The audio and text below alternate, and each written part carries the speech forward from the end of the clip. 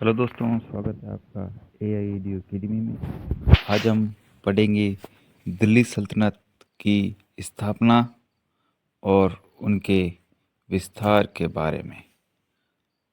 सन 1200 से लेके 1526 के दौरान उत्तर भारत के विशाल भूभाग पर शासन करने वाले शासक सुल्तान व उनके शासनकाल को दिल्ली सल्तनत कहा गया। दिल्ली सल्तनत किसे कहा गया? 1200 से लेके 1526 के दौरान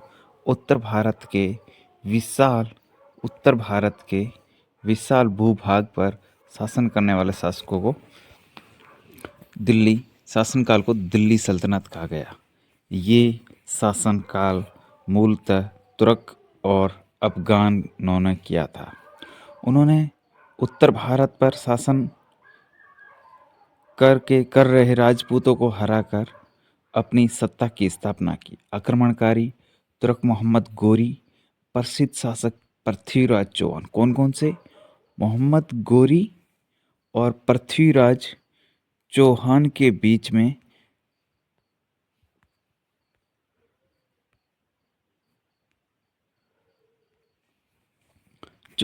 बीच में सत्ता को लेकर दिल्ली को अपना राज्य स्थापित किया। इन सुल्तानों ने यहाँ 1200 से लेके 1526 के बीच में 300 वर्षों तक शासन किया। इंपॉर्टेंट पॉइंट, दिल्ली के आखिरी सुल्तान इब्राहिम लोदी। कौन सा था? इब्राहिम लोदी। दिल्ली का आखिरी सुल्तान इब्राहिम लोदी ने 1526 में मुगल राजवंश की स्थापना बाबर को पराजित कर भारत में मुगल वंश की नींव डाली। सल्तनत के आखिरी सुल्तान इब्राहिम लोदी को 1526 में मुगल वंश के संस्थापक बाबर ने, किसने? बाबर ने, बी रिमेंबर इट, बाबर ने पराजित कर मुगल राजवंश की स्थापना की। मुगल राजवंश की स्थापना किसने की? बाबर ने। किसको हरा करके? इब्राहिम लोदी को हरा करके। ठीक है।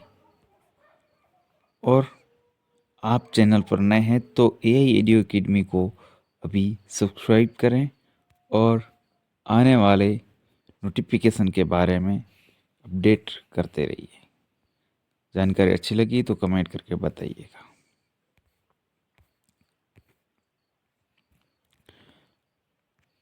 अब इन राजवंशों ने विभिन्न 5 राजवंशों ने दिल्ली पर अधिकार किया, शासन चलाया। गुलाम वंश के नाम से मशहूर राजवंश ने 1206 से लेके 1290 ईस्वी तक शासन किया। खिलजी वंश, इस वंश ने 1290 से लेके 1320 तक शासन किया। तुगलक वंश ने 1320 से लेके 1412 तक शासन किया। फिर सैयद वंश 1214 से लेके 1251 ईस्वी तक शासन किया। अंत में आता है लोधी वंश 1452 से लेके 1526 तक। इसी में ही बाबर ने इब्राहिम लोदी को हराया था और मुगल राजवंश की स्थापना की थी। वो लोधी वंश का शासक था। इन्हीं सभी राजवंशों का शासनकाल दिल्ली सल्तनत के नाम से जाना जाता है और सबसे अधिक शासन किया था तुगलक वंश ने, तथा खिलजी वंश ने सबसे कम किया। और ये खिलजी वंश ने सबसे कम किया, तुगलक वंश ने सबसे अधिक शासन किया। मोहम्मद गोरी का एक गुलाम था जिसका नाम था कुतुबुद्दीन ऐबक। क्या नाम था? कुतुबुद्दीन ऐबक, जिसने गुलाम राजवंश की स्थापना की और गुलाम वंश का पहला सुल्तान था। गुलाम वंश का पहला सुल्तान कौन था? कुतुबुद्दीन ऐबक। ऐबक का साम्राज्य पूरे भारत में फैला था। इसके बाद खिलजी राजवंश के मध्य भारत पर कब्जा करके किया, परंतु भारतीय उपमहाद्वीप संगठित न कर सका।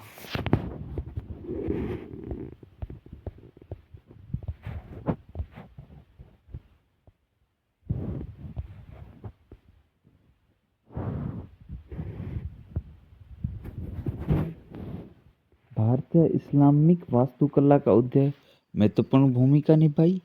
दिल्ली सल्तनत मुस्लिम इतिहास के कालखंडों और मध्य और महिलाओं ने भी सत्ता को संभाला। लाइक एजा रजिया सुल्तान, कौन? रजिया सुल्तान, जिसने दिल्ली सल्तनत की पहली और एकमात्र महिला शासक थी। ये शासक ने शासिका थी। यह गुलाम वंश की थी। रजिया सुल्तान किस वंश की थी? गुलाम वंश की थी। वह इल्तुतमिश को 1210 से लेकर 1236 की, यानी कि इल्तुतमिश, ये शासनकाल है। इल्तुतमिश का शासनकाल है 1210 से लेकर 1236, जिसमें गुलाम, वह उस इल्तुतमिश की बेटी थी और उसने 1236 से लेके 1240 4 साल तक शासन किया था दिल्ली सल्तनत पर, और दिल्ली सल्तनत की पहली शासिका थी।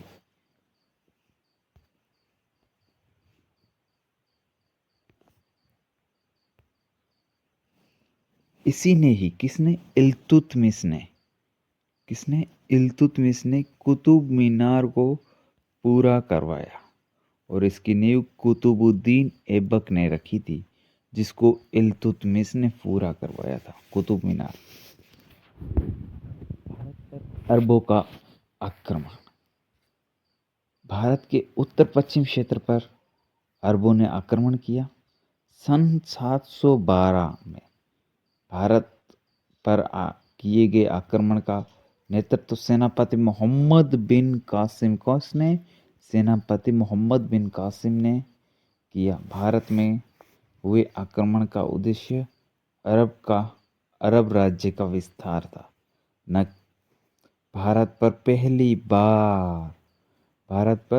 पहली बार मुस्लिम आक्रमण 712 ईस्वी में हुआ था, जो कि मोहम्मद बिन कासिम के द्वारा किया गया, और उसने 712 ईस्वी में सिंध प्रांत में नींव जीव लिया था। मतलब कि इसने सिंध प्रांत में जीत हासिल की थी। किसने? मोहम्मद बिन कासिम ने 712 में अपना पहला आक्रमण सिंध प्रांत में किया था।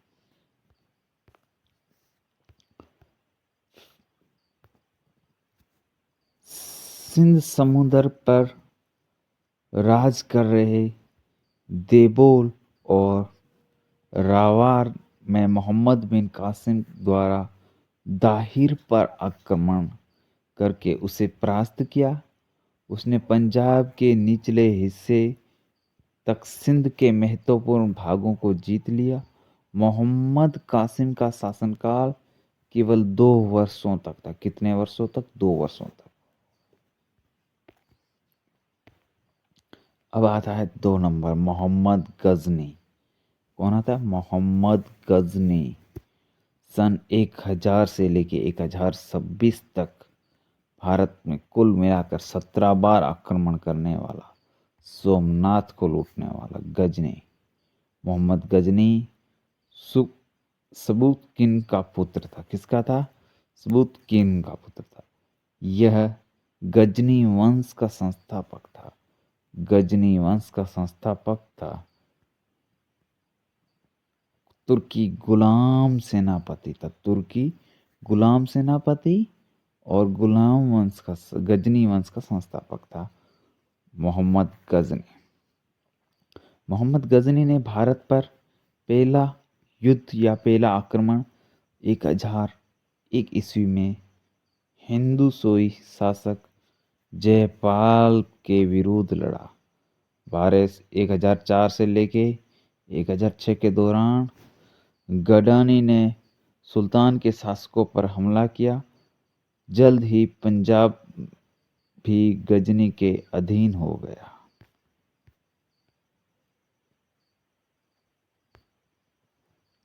बार 1014 से लेकर 1019 के मध्य गजनी ने नगरकोट, थानेश्वर, मथुरा, कन्नौज के मंदिर को लूटकर अपने खजाने को और समृद्ध किया। यानी कि 1014 से लेके 1019 के मध्य इसने गजनी ने नगरकोट, थानेश्वर, मथुरा और कन्नौज को लूटा। 1008 में नगरकोट मंदिर पर आक्रमण किया और उसकी सबसे महत्वपूर्ण विजय थी। 1025 में गजनी ने सौराष्ट्र के सोमनाथ मंदिर को पर आक्रमण करके सबसे महत्वाकांक्षी अभियान की शुरुआत की। भारत में किए गए आक्रमणों का मुख्य उद्देश्य मध्य एशिया के राजनीतिक शक्ति का अपना महत्व स्थापित करना था।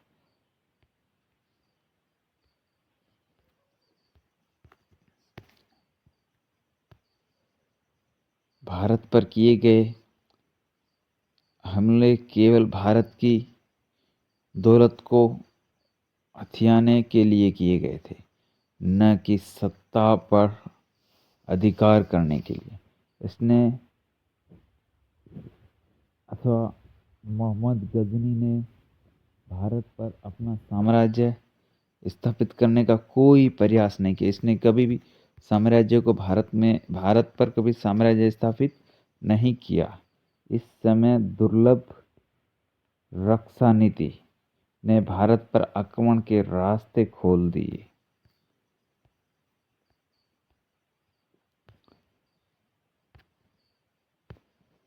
मोहम्मद गोरी अथवा शहाबुद्दीन मोहम्मद 1173 में यह गजनी की गद्दी पर बैठा।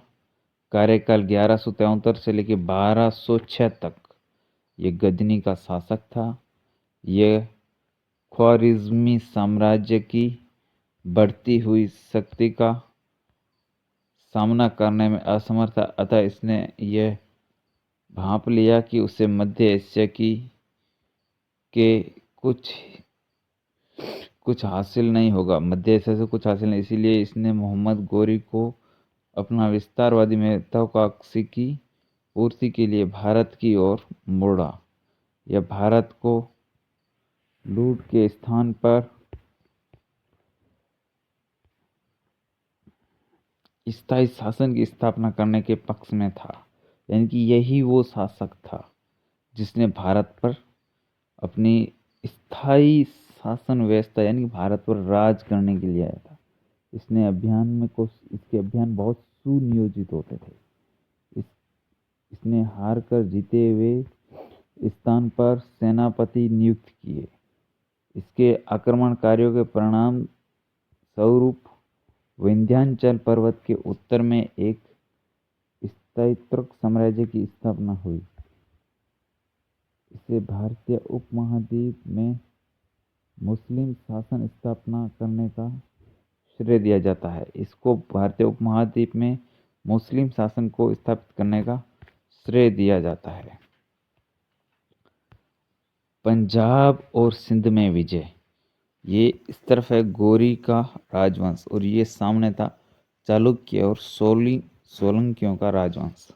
मोहम्मद गोरी ने अपना पहला अभियान सन 1175 में छेड़ा और इसी अभियान के तहत उसने भाटी राजपूतों से कच्छ जीत लिया था। सन 1178 में उसने पुनः गुजरात पर विजय हासिल की और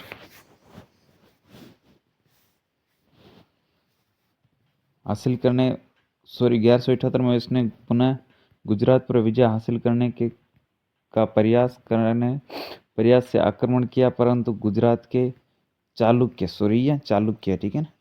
चालुक्य सोलंकी भीमदित्य ने उसे अहिलवार के युद्ध में, कौन सा युद्ध था, अहिलवारा के युद्ध में पराजित किया और इसने गजनी शासकों के खिलाफ पंजाब में अभियान चलाया और सियालकोट और देवोल किला पर कब्जा किया। इसने 1190 में मुल्तान, सिंध, पंजाब को अपने अधीन करने के पश्चात मोहम्मद गोरी ने गंगा के दोआब प्रवेश के लिए अपना रास्ता साफ कर दिया।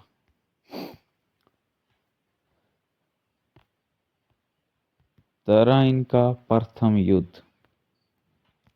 कौन सा युद्ध? तराइन का प्रथम युद्ध, बैटल ऑफ तराइन। ये युद्ध, इसके दो युद्ध हुए थे, तराइन के प्रथम युद्ध और तराइन का द्वितीय युद्ध। तराइन के मैदान पर तराइन का प्रथम युद्ध 1191 में यह प्रथम युद्ध गोरी की सेना को पराजित हुई। पृथ्वीराज चौहान और गोरी के मध्यवर्ती, जिसमें गोरी की सेना पराजित हुई और पृथ्वीराज चौहान की विजय हुई। यह युद्ध में भटिंडा के दावे को लेकर यह युद्ध आरंभ हुआ था।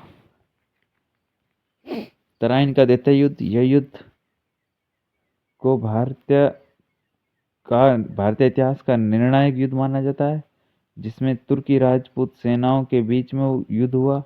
इसमें तुर्की की सेना हारी और राजपूत चौहान, पृथ्वीराज चौहान की विजय हुई। और ये तराइन वर्तमान में हरियाणा में है। ये तराई वर्तमान में कहाँ है? हरियाणा में है।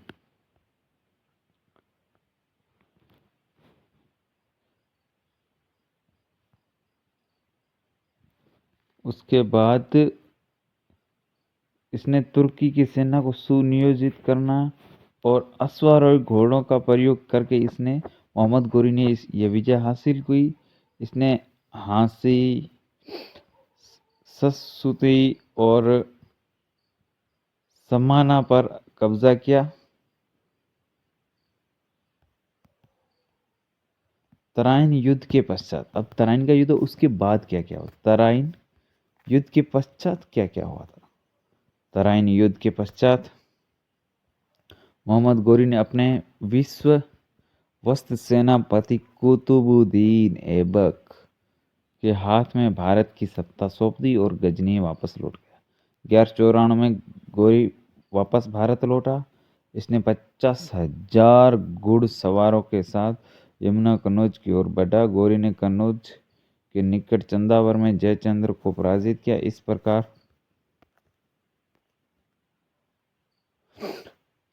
प्रकार तराई, जो हरियाणा में, चंदावर के युद्ध के पश्चात उत्तर भारत में तुर्क शासन की नींव पड़ी। मोहम्मद गोरी के आक्रमण के भारतीय राजनीति पर प्रभाव मोहम्मद गजनी के आक्रमण की तुलना में दीर्घकालिक था। यह मोहम्मद गजनी का उद्देश्य केवल लूटपाट मात्र नहीं था। मोहम्मद गोरी ने अपना राजनीतिक नियंत्रण स्थापित करना था। 1206 में हुई इसकी मृत्यु के बाद भी भारत पर शासन अप्रभावित रहा और जारी रहा। उसने अपने पीछे अपने दास सेनापति कुतुबुद्दीन ऐबक को नियुक्त किया था, जो दिल्ली का प्रथम सुल्तान था। इसी के साथ आज का पार्ट, दिल्ली सल्तनत का पार्ट 1 समाप्त होता है। ये टोटल इसकी 4 क्लासें होगी। कितनी? 4 क्लासें होगी। अगर आपको हमारा पढ़ाया हुआ कंटेंट अच्छा लगे तो लाइक करना।